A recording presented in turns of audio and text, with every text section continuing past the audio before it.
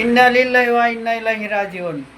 কিশোরগঞ্জের জনপ্রিয় online creator Saeed, তিনি কিছুক্ষণ আগে মারা গিয়েছে। তো জনপ্রিয় অনলাইন ক্রিয়েটর যে রাব্বি আহমেদ, সেই রাব্বির আইডি থেকে ভিডিওটি আপলোড যে সাইদ কিছুক্ষণ আগে মারা গিয়েছে। তো সবাই সাইদের জন্য দোয়া করবেন, সাইদের রুহের মাগফিরাত কামনা করি। আর তাইজুল ইসলাম আমার সাথে আছে। সাইদকে নিয়ে তুমি কিছু বলো।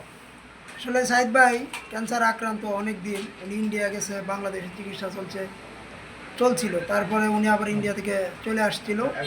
কিছুক্ষণ আগে রাব্বির ভাইয়ের আইডি থেকে দেখলাম উনি ইন্তেকাল করে আছেন। ইন্না লিল্লাহি ওয়া ইন্না ইলাইহি রাজিউন।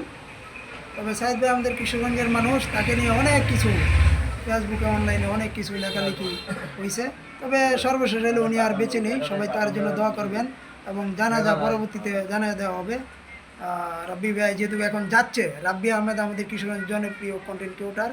উনি সাইদ ভাইয়ের মানে তার পুরো দায়িত্বটা তার উপরে আসছিল, টাকা পয়সা উঠানো। তো সর্বশেষ তো উনি মারাই গিয়েছে মামা, তার কিছু করার নেই। আমরা দোয়া করি আল্লাহ পাক তাকে জান্নাতবাসী করুক। দোয়া করি আল্লাহ তাআলা সাইদকে জান্নাতুল ফেরদৌসে নসিব করুক।